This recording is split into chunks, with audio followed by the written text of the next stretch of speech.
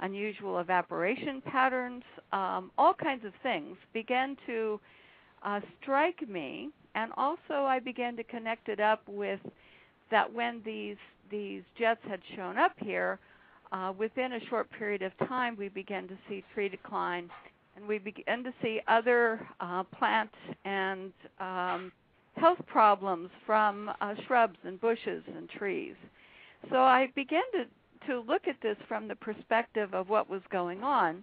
And the word that I heard most often on the internet, and when I would put in the word contrails, would be chemtrails. So I started looking through about 40 or 50,000 websites. I'm not sure the exact number, but it was in that range. But I started looking through to see what I could find. And what I found was no clear definition of the word chemtrail, that there was a lot of belief systems associated with it, and that when I went to military and U.S. government websites, I began to discover that NASA and NOAA, along with the U.S. Air Force website, all put chemtrail, the word, into the context of a conspiracy theory or an internet hoax. And within 2 months of my beginning to research the subject in 2002 for the first time, I approached my congressman, who first thought that the plague had walked into this public meeting and had tried to avoid talking about the subject, but then told me that it had been investigated by the Air Force and various universities, and that it was all a hoax, and it was just being spread, and that everything was okay and normal. And he wrote a letter to that effect to me. Wow, that's extremely interesting. Now, some of the main components of these persistent jet contrails have many, many, many different effects on our environment. Could you elaborate on some of those effects? I mean, I know it's kind of hard because it's so widespread and it's just so encompassing as far as some of the things that they do. But can you give a little more of a background on some of the things that they do, or some of the reasons why they're doing this? Well, persistent jet contrails, and this is a contrail that persists for up to 20 hours. This is just one contrail, can persist for up to 20 hours, can turn into a white haze or man-made clouds, according to NASA. And what happens is that one trail can cover an area of 4,000 kilometers, which is a tremendous area. So when you have a lot of them, they are turning our skies really into more and more of a man-made cloud phenomenon.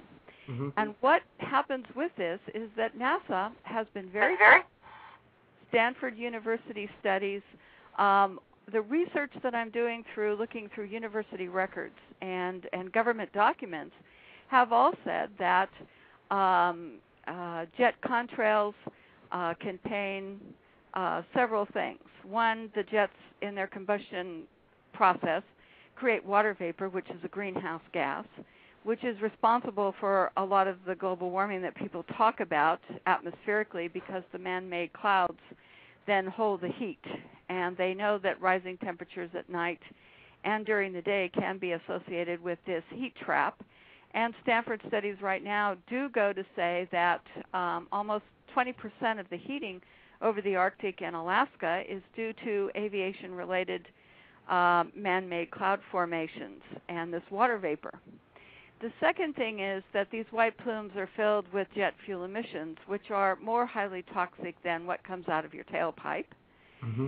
Third in the issue is that NASA studies show, going back 15, 20 years, that these trails exacerbate global warming. They do change the climate. They negatively impact natural resources. And the man-made clouds are reducing solar power panel efficiency, so that when you're covered over with these man-made clouds in the haze, solar panel production drops. So there's all kinds of things that are happening, and the idea here that we can put a man-made cloud cover or a white haze over us then takes you into the agriculture crop production.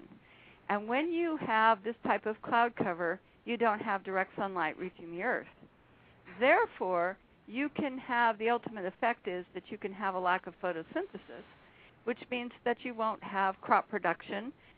In other words, at a certain level, it will start to drop because you don't have the direct sunlight to go through the photosynthesis process to give the plants the energy to grow and trees the energy to produce fruit. So there is this agriculture effect as well. And if you go back and you look at the studies about vitamin D, many people are suffering from a lack of vitamin D. And there's health consequences to this, which I list on my website, but they're quite numerous, and we can talk about it. But what happens is that when you have a lack of vitamin D, then you're starting to have rickets arrive back in this country, which is a bone disease not seen since children were forced to work in coal mines during the day instead of going to school. And now we're seeing a resurgence of rickets in children, pregnant women not having enough vitamin D so that their children won't be born as healthy with some types of neurological defects. There's a link now to breast cancer. So the thing that we're seeing is that when you stop the direct sunlight from reaching the earth, you have human health consequences, you have agriculture consequences, and you have energy production consequences as well through solar panels. So all of this can be verified. The studies are there. I put them on my website, but the studies are there. So people don't have to just say, well, I believe it's this or that. They can actually go to those studies and look at the abstract. They can look at all the documents, and they can say that there is an effect, and we have to address this effect at some point, or we are going to be negatively impacting not only human health but our food supply. Oh, I can certainly tell you that there have been effects. Some of the effects that we see, of course, is, like you said, the vitamin D deficiency. We see that, and I think the number was, if you just stay out in the sun for 20 minutes a day, if you just get 20 minutes of sunlight, and I guess this is under normal circumstances, you can get almost 10,000 IUs of vitamin D production just from going out in the sun.